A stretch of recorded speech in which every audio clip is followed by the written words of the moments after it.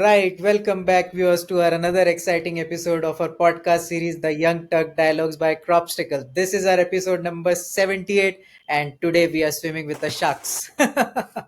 Straight from Rajasthan. So today we have Mahavir Sir. This is not my first time that I am meeting him. I have met him so many times in the event, but this is the first time I have invited him to the podcast, and he has been kind enough to join us. He does not need an introduction. If you go and check his LinkedIn profile, he has more than 12 experiences listed. I won't say 12 years, but 12 plus experiences listed. It's a long list. He has been an angel investor, now a VC, and has been part of very reputed organizations like TIE, and he has been running his own as well.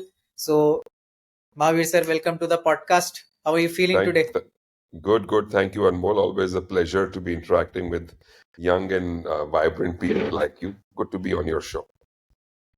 Thank you, sir. Thank you. That means a lot. That's a compliment to start the day with. So let's, for the audience of our entrepreneurial spirits, startup founders, marketers who are watching this episode.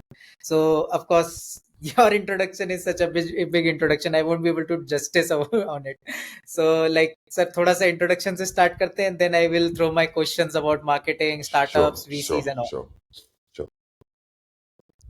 Well, So, I'm an entrepreneur by heart and entrepreneur by profession. I love to be in the business of marketing and selling, whether it's products or whether it's services, whether it's knowledge.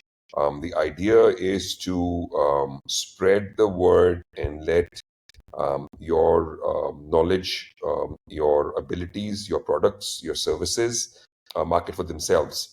Because I've always followed the principle that whatever you do, you give it a best shot. You try and become the best in that field, whether it's the product development or services that you're providing. And ultimately, marketing and sales will happen on its own and it'll grow from a level to a much larger level because your core principles of quality, timely delivery, word of mouth will absolutely work in your favor and get you to where you have to get. So I've been into carpets, I've been into jewelry, I've been into branding and marketing, I've been into events and industry. I've been an angel investor. I've been a VC now. So I've been into multiple businesses and as a consultant, as an as advisor on many companies to sell and brand and market. So we've been doing very good in more than one ways. yeah, I know. Now our audience also knows about it. That's an amazing thing to start Sure, with. So sure. let's directly deep dive into, like, I did not know that you are hardcore into sales and marketing, but now I know. So like this podcast is going to be really amazing for the audience who is watching, because we are our sales and marketing is the lifeline of business. So Yeah, let's directly deep dive into the power of branding and storytelling in angel investing. That is the first thing that I sure. would like to touch base with you. So I have seen you in so many events and you brand yourself so well, you talk so well, your businesses as well. So you have invested and mentored so many startups. What is the How crucial is branding in convincing angel investors to take a bet on a startup? This is something I think in the current era that is very important, or I will say has changed a lot of things, because earlier I used to remember, even on the podcast with other angel investors that I had, so they used to tell me कि अनमोल पहले तो data होता नहीं था, हम story telling पे सबको funding दिया करते थे. अब तो things have changed a lot. So let's talk a bit about it from your perspective. Yeah, storytelling and branding oneself is the most important thing.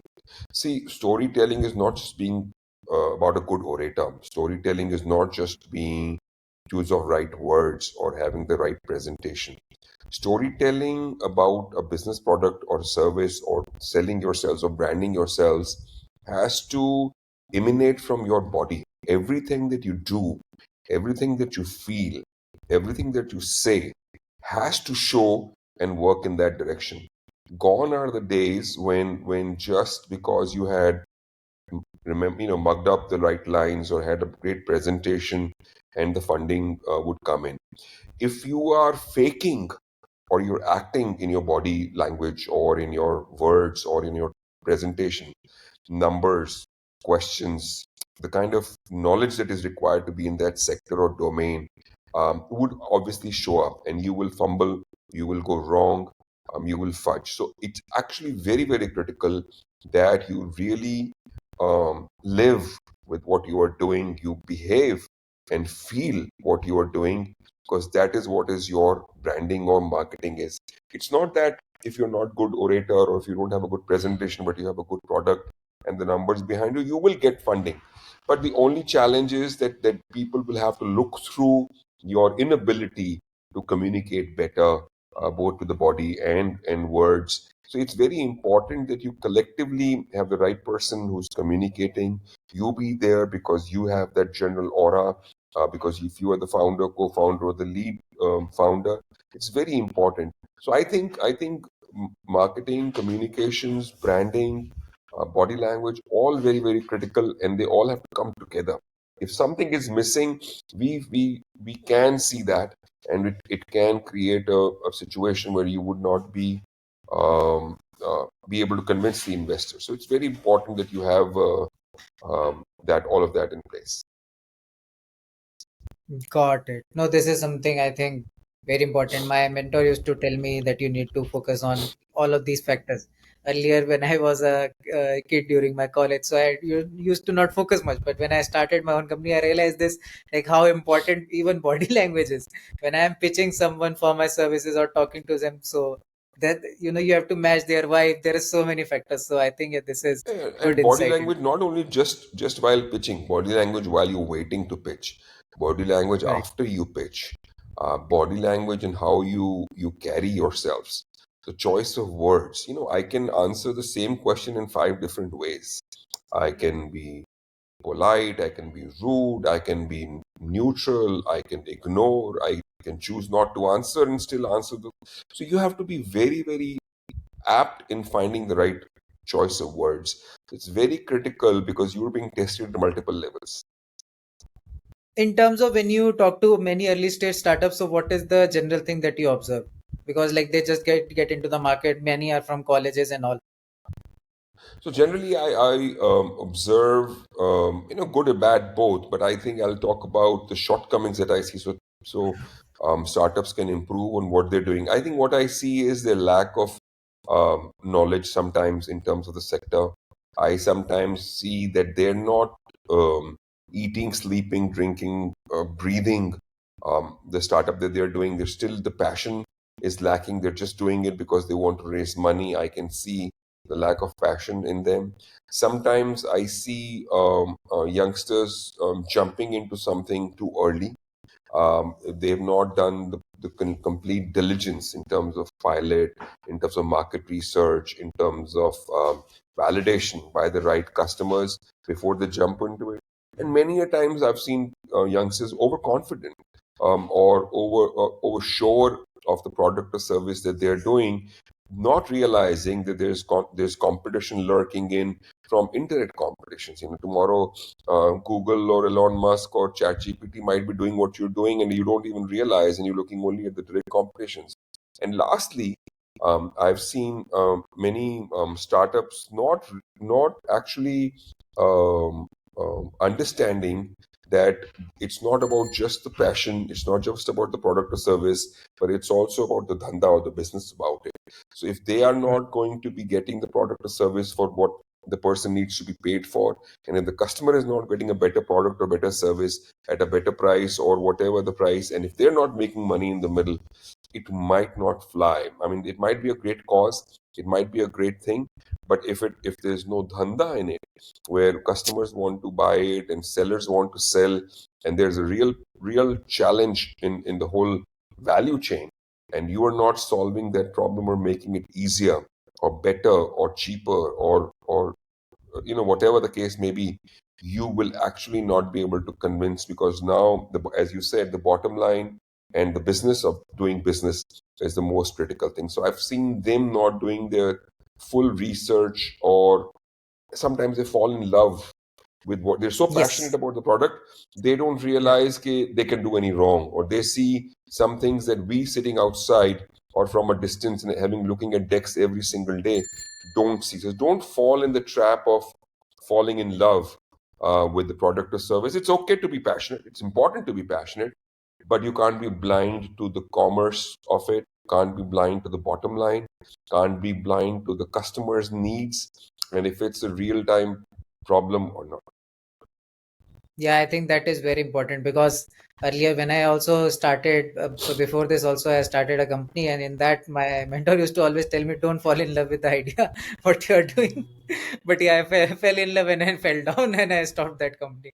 So it has happened. So from my own experience, I can tell you it is there. Yes. Now I take a very logical approach and I have seen that. So in terms of, I have seen one more thing that, founders just believe that product market fit is everything and they forget about many more things. So what is your take on that, like in terms of, if I talk about, okay, so now I have an idea, my idea is good for the product market fit, but then there are 100 other factors that play a key role to, for make to make that startup plan. The product market fit is one thing which is important, obviously, but do you have or your team collectively has the ability to do it better than the others? Can someone coming after you do it better than you? Why should that problem statement or that market fit be only solved by you and your team? What is the undue advantage that you have? And if you don't have, are you hiring or getting the right people at the top management, or are you partnering with the right founders to may have that advantage or edges? Whether it's experience, whether it's education, whether it's access to data that no one else has. You need to really have an edge because it's a very competitive world. And when many people are trying to do the same thing, and having once you have a product market fit, someone can come after you and do it much better because they have an advantage over you or your team. So you really have to have that edge over others. And the answer to the question, why me and why not others? What is it that others will have difficulty doing it? And that does not mean small companies or large companies. I mean, sometimes you can take on large companies because their priorities are cannot be narrowed down to what small area that you're choosing, because they have a huge team, they have a huge overhead, and they can't do it. So it's okay to do something that others are doing, but if you're doing a niche product and a larger competitor, whether it's a multinational, whether it's a global company or a service provider, if they can't do it because it's not viable for them, it's okay to do that. It's just very, very important that you should have that extra advantage that your competition, existing or forthcoming, will not have that. So it's very critical to have knowledge of that and cash that. Got it. So you mentioned one word, niche, which is very important. We have been told that when you start a company, you go first in a niche. You become the king there and then you focus on others. So from a marketing standpoint also, whenever we work with someone, so we prefer that they are from a niche because it is very easy to market them, to build a brand. So what's your take on that? Absolutely. Because I this mean, is see, something of interest. yeah, absolutely. So I tell startups, don't try to do too many things. Don't try to have too many SKUs. Don't try to have too many wide range of suppliers or uh, team members. Focus on a niche. Focus on a product. Become a brand. Develop that trust, develop the operations, develop the UI, UX, and a customer base in that product. Once you are a brand, then you can add whatever you want. It doesn't really matter. It's just very, very important that you should be known for something that's very important. So if you look at all successful companies, you will see that they started off with something that they were known for, and then they added products. There's no way that you can have multiple products, multiple target audience. So let's say you're doing makeup. Now, obviously, a teenager's makeup to a young adult's makeup to a 40-year plus, the needs are different, the requirements are different, the packaging could be different, the colors could be different. So you have to understand that you focus even on not only on the product but on your target market. So then you can focus and market your campaign like that. So if the same lipstick were to be marketed to teenagers, different campaign. To 20 plus to 35-year olds, different campaign. 35 plus, different campaign. 50 plus, different campaign. You can't have the same teenagers.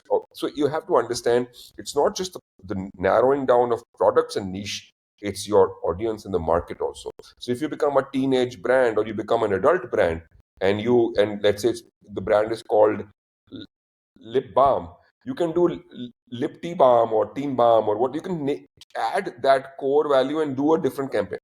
It's the marketing, the product choice, the communication is so varied because we have suddenly going from what choose to change every 15-20 years to changing every 5 years. What used to be a span of we had a generation gap was 20 years away. Now I think the gap of communication and generation is changing every 5 to 6 years. So you have to be all the more narrower in your on your customers also. The niche not only in product but in the choice of customers also. Right, that is totally true. In the recent podcast that we launched, so we discussed about this, how Gen Z, what Gen Z and all of those things. So, so there is one thing that was coming to my mind. Like on LinkedIn, you have 37,000 plus followers. So whenever you meet a founder, does personal branding play a key role in him building his brand and getting investments?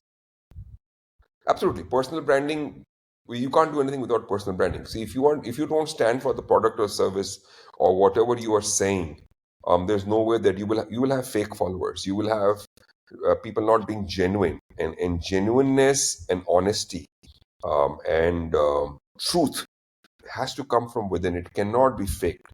And you can fake it once, you can fake it twice, but you can't fake it every day. So if you for you to have organic followers, organic customers growing year on year or on a daily basis, you really have to be honest and diligent to the product or service or to yourselves. So I think personal branding is very, very critical. You can't possibly have a shark or someone who's money minded trying to do something that's on social impact. It will not gel. It will if you are social impact, your demeanor, your posture, your body, your thought process, your communication has to be of concern. Your language has to be politically and correct and polite. It cannot just be rude or harsh, because you are a, a person who's supposed to be like that, and that's why you're in the field that you're doing what you're doing. It's very, very important. And then everyone is characterized. For example, I'm known for being honest, blunt, so people would come to me for an honest opinion. If someone exaggerates and you say, "Yeah, he will just 20% exaggerate that he's doing," because that's your nature and it becomes part of you. So if you have to be known as something, you have to believe in that, and you have to do that, and that's what is that. So everyone will get a thappa sooner or later, and that's where personal branding is very, very critical. So if I could be wrong, but if I'm saying what I think is right, I'm known for that, and I could be proved wrong tomorrow, but I'm being honest to what I think, to my ability and knowledge. That's okay. And this statement itself tells you that I am honest in admitting that I could be wrong tomorrow. So it comes from within. It cannot just be saying that, oh, I could never be wrong, because that shows arrogance. But if you are, so it's very, very simple and balanced of what you want. And there are people who are arrogant, and which is okay to be arrogant, because that is the kind of character that you want to be, and that is the field that you're in, because you're in uber luxury group, and you would only want to cater to 0.1% of the world, which is okay to be arrogant or to be reclusive or to be touch me not. And that is what you are, and that's a choice of business or product or communication that we become, and that's the most critical thing. Got it. That is really that is actually very insightful. I never thought in this way. So now you tell, I think that okay, I'm in the business of marketing, so that's why I talk like this. Got it. So you have tell me one thing. You have been deeply involved in so like tier one cities. Let us leave them. There is a lot of things going on there already. So you have been deeply involved in tier two and tier three cities, and I think everybody knows that they are the future because of metros. They are already so flooded with people. Everybody is going there for job. But now, like for a city like Dehradun, we have so many things happening here. Like startup ecosystem is developing. Jaipur, you have personally developed. So how does, because we generally have case studies from a tier one startup or a tier one company that has grown big. So we look up to them and we try to take inspiration from them and build on it. But you know, based on my experience, what I know is that those strategies never work out. What a tier one city was, of course, as and you also rightly said about the target audience in the podcast. So how does marketing differ in these regions? Oh, marketing these days, as I said, not only is age centric or sex centric, but it is also geography sensitive. You have to understand what marketing I will have in a Bangalore or Bombay or a Delhi might not work in a Dehradun or a Jaipur. The social mindset and acceptability is different. So understanding your customer uh, is very very key. Obviously, tier two and tier three cities, as you rightly said, has a great potential, and I'm betting on them like anything. But I personally feel that the growth and outreach will be slow, but it will eventually happen. But understanding Dehradun is very, very important. Even Dehradun and Jaipur would be different because culturally we have a different mindset. We have to look at the predominant um, um, people that there are. We have to look at predominant culture that we have. We have to go back a few decades and see how the city has evolved. Is it a migrant city? Is it a student city? Is it a quiet city? Is it bustling with social issues on religion, on traffic management, on smart cities? The pulse of the city and understanding that is very, very, very critical for products when you're trying to focus just tier two and tier three cities.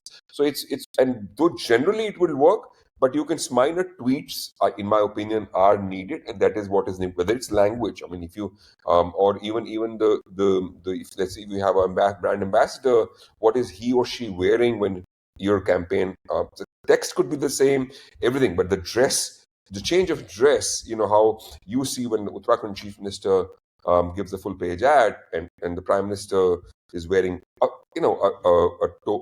cap which is local. It doesn't work in a Rajasthan ad or in a Haryana ad. So you have to understand that these very simple things that might need to change, but sometimes the language will work. So if you go down to a local language helps, or a local slang will help. So minor tweaks is what is needed, in my opinion. If Delhi is predominantly Punjabi, then you need to change the context of the conversation. And similarly, if some city is very polite, let's say if it's Udaipur, you have to change the context. You can't be brash. So it's I think the once the core of marketing and communication is fixed, minor tweaks are needed for tier two and tier three cities. Unlike just the north south gap, not just the northeast being different, and just not the language and dresses, but a lot of cultural differences are there, and those are very very critical and important. And the Marcom needs to understand that very very clearly. Minor tweaks are required and Got it. I think this is very insightful. And also, like in terms of, so we have talked about this. So in terms of whenever these startups come to you, so of course you tell them this, but what are the KPIs that you look out for in marketing with these companies? Because like, of course, we understand that for every business, every stage is different. Marketing has different stages and all. But what are the general KPIs? Because KPIs is something that has become the new norm. see. Everybody talks about, okay, this is the KPI that I want to focus on. I want sales. Most people, and in the initial startup phases, you need to do sales. So first thing is you talk a bit about KPI. Second thing is about why starters miss on the opportunity to build brand awareness. And so when they do that, so what are they missing on? So point is that if you have your KPIs in order, so for example, return on advertisement spend. How much are you spending on social media or on whatever keywords that you're using, and what are the returns? If you're spending 1 rupee, are you selling 3 rupees or 4 rupees? Those KPIs are important. Eyeballs are important. Virality is important. Are these posts being shared? Are these posts being liked? What is the geography of the likes? What is the age of the likes? What is the sex? So you really need to understand that what is working with what is the ROs on the whole advertisement spend that you're doing, on the post that you're doing. It's very important to understand all those metrics before you go on further and you focus on what's working and what's not working, rather than just being very, very generic and continuing to spend and pray and spray and pray and hope that the advertisement or the social media post will work. You really have to understand and get the analytics correct. Those are the KPIs that we look at. The other very important KPI that we look at, that if you're spending, let's say, 100 rupees on marketing on social media every month, is that 100 rupees getting you more customers every month? Is the repeat and the referral continuing and you're getting new customers for every 100 rupees spent? Or are you the or the months that you don't spend the 100 rupees, is your revenues falling down? Are you and if you're on an e-commerce platform, is spending money on the e-commerce platform and being on the top of the product, is that adding value and you're getting customers on your website or directly to you? All these over the next of 3 to 6 months is also a very, very important KPI, because if I'm depending on an e-commerce, sharing my profits with the e-commerce platform, if I'm depending on social media, if I'm depending on SEO optimization, if I'm depending on a hoarding or a newspaper ad, and the day I don't do it, it has to fall down, those KPIs don't work, because you will never make profit, because you will be dependent on all of these. Those are just tools to enhance your sales, to boost. If you're selling X amount, to make it 2X and 3X, you do those things, and those are all, they should be temporary. You don't see a Uber ad or an Ola ad every day in the paper.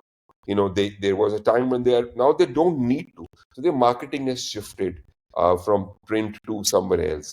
So you have to understand that, is this a perpetually perpetual expense without incremental increase, or it's just an expense because you're surviving? So these are the important KPIs that we look at. And if we see stagnation, if we see non-growth, if we see too much of spend, if we see a lot of burn, and the burn not coming down or CAC not coming down, that's a red flag. We don't appreciate that kind of a marketing. Something is not right, and that product will not sell. And and similarly, discount. I mean, I've seen people come up with bumper sales on whatever festivals, on Republic Day, on Diwali, on Independence Day, and then have, I mean, what is the point of giving a discount if your product is good? So that means there's no moat in your product. So there is something amiss. I can praise my product. Oh, I'm the best cream. I'm most organic. I'm, gluten free, allergen free. This, that. Then why do you need so much of marketing? So there's something Right. not right in the product. So you have to understand that it comes back to your moat or uniqueness. If marketing and branding is the only thing, and that is the spend that is getting you where you're getting. So it's very simple maths, but all these are very, very important KPIs. Here I would like to ask one more thing. So basically these days now I see many of the people, so specifically from our generation, so brand loyalty has moved a bit. Like, if I talk about my father, if he drinks Taj, he will find it somewhere, no matter if it's expensive, he will go get it. But in our generation, we are now surrounded with all of these quick commerce platforms. So our behavior has shifted from going for the brand that we love to the discount. Like, we are basically buying the discount, not the brand now. So what is your take on this? How do startups, go through these challenges? Because what you These said is something that I wanted to hear, because nobody has on the podcast has talked about this.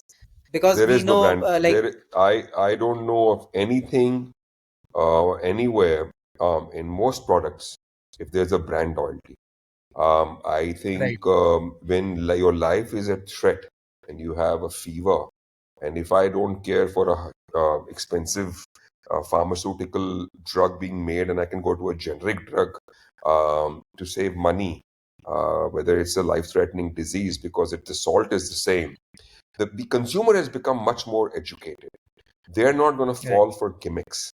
So if you have to understand, if you have to understand that there is no loyalty, because if you are asking for too much money, and the ROI, return on my investment in the product or service, is not functional, I will not be loyal to you. Loyalty comes over a lot of years. Loyalty comes with a lot of uh, huge quality infusement in the product. I mean, I've seen people who are focused on skincare and something suits them and they become loyal to that.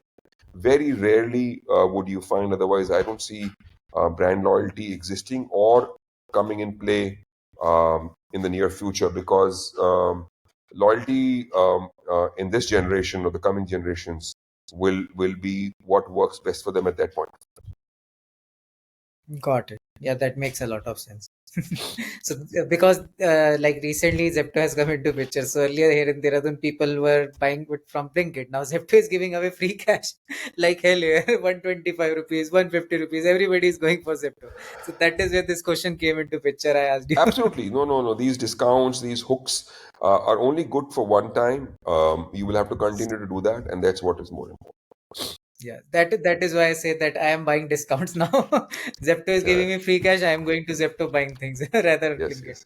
So that is happening. So what I was asking you is that so you mentioned earlier that Rajasthan and Dehradun both markets are different, and as you have seen Rajasthan, you have built Rajasthan as an emerging, exciting startup hub. So what are the unique marketing challenges and strategies you have seen and implemented with startups to stand out in the local, market? Because every market is different, so this could be one case study that will help our marketers or startup founders who are watching to understand how they What are can the challenges that I have seen where?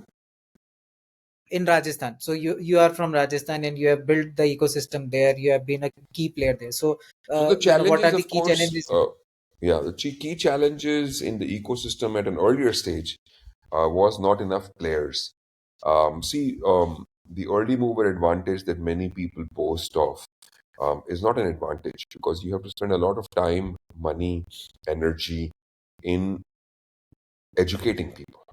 So at an earlier stage, the challenge was to educate people. And when I say educate people, it's not about teaching them software skills. It's not about, but showing them the fact that Jaipur or Rajasthan is the right place to do business. Staff and teams and people can be hired. Your tech team can be sitting in any part of the world. It doesn't have to be in Jaipur. But if you're headquartered, your marketing, your sales, your operations are sitting in Jaipur, the quality of life, the cost of living. So making use cases, hoping that some startups will succeed and win, was initially a challenge. Now and then gradually, some people succeeded, some people were diligent enough to succeed. Eventually, that became a less of a challenge. Then, obviously, working with the government, working with the ecosystem players, whether it's infrastructure in terms of data centers or connectivity or office spaces or traffic issues, was very, very important. I think working with the local government or the state government is also very, very critical, because there's only so much that the private initiative can do. The infrastructure around it has to be the safety, the security, the working time, working times that are required. All these things are policies. The government has to be equally stand by you. I think that was a challenge that we faced second, and we overcome that. Then gradually, now it's a challenge of having the right startups, having the right tech companies, having the right set of investors, but expanding on the set of investors. Now you don't want startups or businesses to leave Jaipur.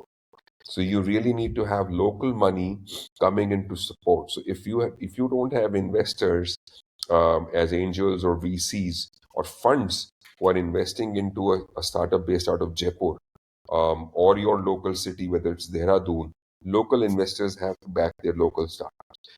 They might succeed, they might fail, but the word of mouth that Dehradun or Jaipur is ready to invest in their local startups was the third most important thing. So expansion of investors from builders to jewelers to handicrafts to other businesses, hotels and tourism into the tech space was the third critical thing that we had to solve, which is work in progress. We're trying to add more and more people, because they will, and it's not just investing locally, they will then learn to invest outside of the city also. But when people know that there are investors here, people will not worry about running to other cities. And lastly, everything has to work cohesively. There could be lots of investors, there could be a lot of startups, there could be a lot of tech companies, there could be a great government in place.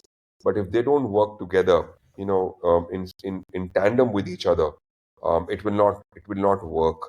A case and example is Delhi. I mean, they have Gurgaon, they have Noida, but the Delhi, you don't see as many startups in Delhi. You don't see as much. The investors might be living in Delhi, but they're investing in Gurgaon based, or something is amiss. So Yes. uniformity is missing. So you have to really, really be very, very careful, that you work cohesively. If the government is working on ground level in school education, but not in the graduates of the college, it will not be in sync with the startup ecosystem. While education in school is important, but support at the college level and grants and investments at the pilot stage or for pilot are equally important. Or to have the right inexpensive real estate for startups is equally important. Right. That is true. Yeah. So, in terms of now we have talked a bit about marketing, we have talked a bit about challenges.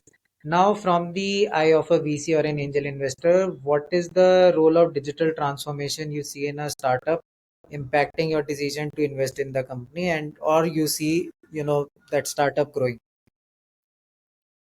I mean, how do I see the startup evolving or changing as a VC, or the requirements to change? Yes, yes. So basically, like digital transformation is happening with every kind of company, or industries are also getting transformed. So how do you see a startup, in that sense, from your eyes? There is no startup that stagnates is good for an investor as a VC. They have to be very, very, very agile. They have to move fast. They have to move quickly. They have to move or grow very, very in the least amount of effort and money. And they have to pivot if required at a very short notice. If they're not that, then it's not a good startup. If a startup is staying put on what they're doing and making money and growing organically, it's not a good startup. Whether it's R&D, whether it's um, mergers, acquisitions, change of products, change of services, change of marketing, working with what's worked, partnering with the right, aligning with the right other, your companies that can help move the needle for you. All these things are very, very critical. If you don't stay alive and agile, you will cease to exist. So those are the very, very important things that as VC we look for.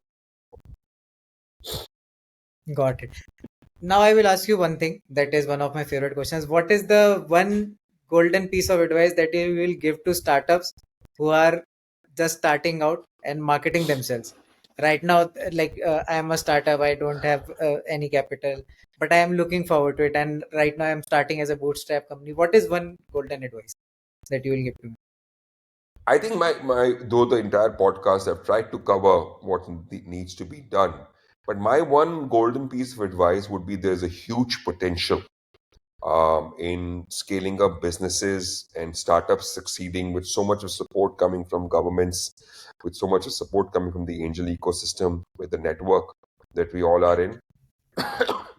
Choose your steps right, choose your team very well, and choose your first or second investor even more diligently, because that's a mentor that you need to have to take you to the next level.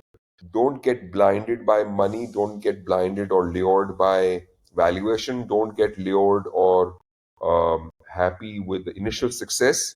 A long run needs a sustained planning, growth, mentoring, and funding.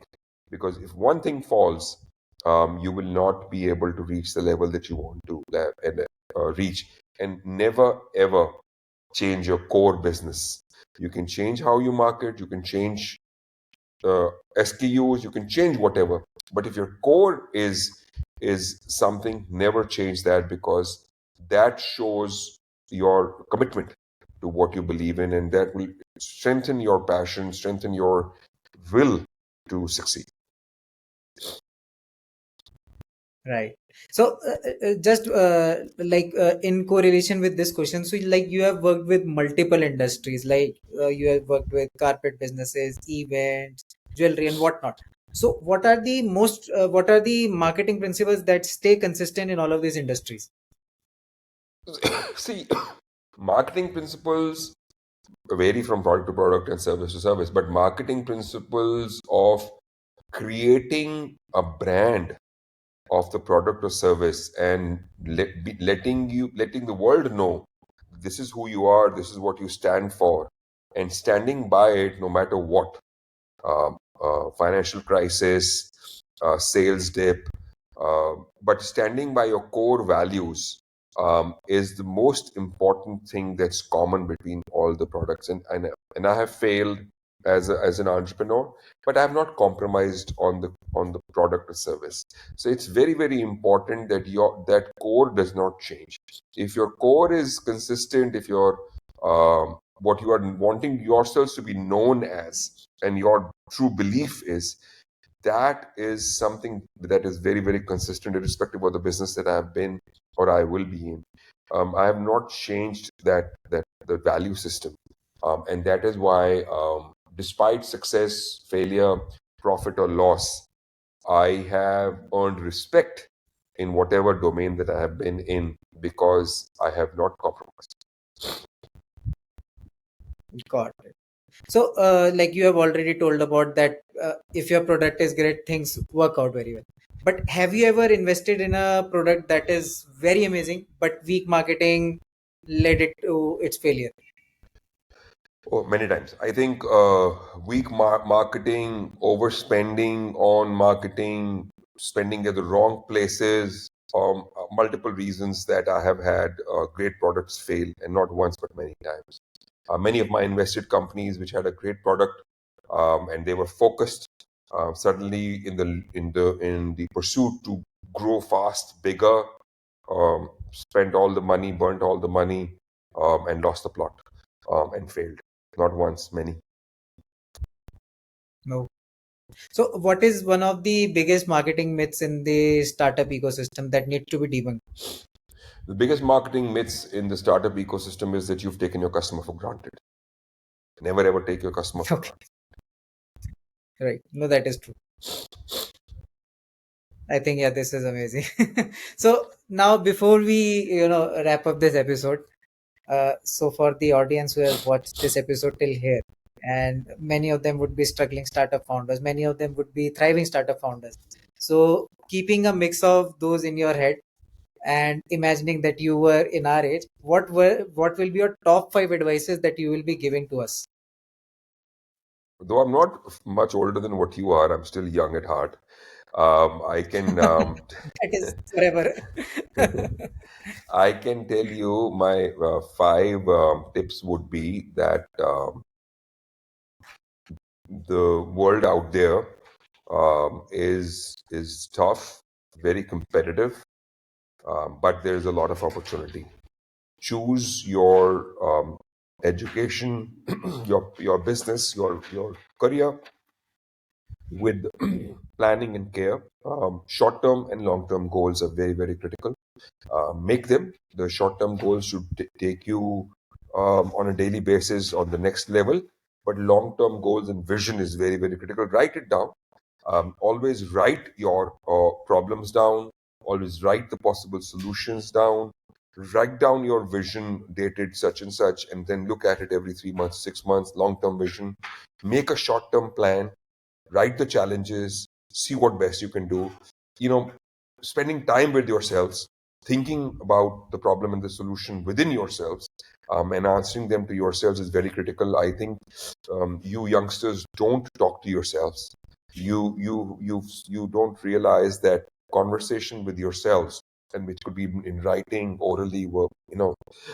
It's very important to know your abilities, your strengths, your weaknesses, and admitting them, and then working on your weaknesses, um, uh, making an advantage of the strengths that you might have, and taking them forward. So it's a very, very simple process, but it has to be done with due diligence within yourselves. It has to be done with um, calmness and practicality, not on fake premises that you want to portray to the world in your abilities. It's very, very critical that you're pragmatic, you're practical, yet you're ambitious and optimistic. And even if you have your negative traits, let's say you're short-tempered, how to control your anger and harness it in the right manner are very, very critical. So knowing yourselves, knowing the challenges, knowing the long-term vision, knowing the short-term vision, planning step by step, keeping yourselves in conversation with yourselves or to your mentor, whoever you feel, are the most important. And being honest to yourself and to your mentor and to your customer and to your employees and to the product, very, very critical, because that will be your strength when times are tough. Got it. No, I think this is very amazing, enlightening advice. Even I will, I have learned a lot from this episode doing this with you. So, on that note, sir, I think we have covered it all. From your end, if there is anything you would like to add, No, no, it's absolutely fine. I'm glad that we were able to cover everything, and hopefully people will get benefited from this. no, of course, our audience who have watched our episode till here, I will be posting the link to Mahavir Sir's profile down in the description if you want to reach out to him. So, yeah, one thing we did not discuss, how should be people who are watching this episode reaching out to you? Your LinkedIn, your email, whatever it is. LinkedIn is the best way to get. Drop me a message, I'll respond. Okay, got it. So that is amazing. If our audience, you have any questions, you can ask us. If you are hesitating to directly reach out to sir, we will ask him out those questions for you. And please, if you really enjoyed this episode, do like, do subscribe, do share this episode as much as possible. We will be back again soon with another exciting episode on our podcast series, The Young Turk Dialogues by Crobstacle. Thank you so much, everyone, for watching it. Thank you so much, Mahavir sir, for joining in. It was a pleasure hosting you, and I hope we do more episodes and more work together soon in the future. Hopefully soon.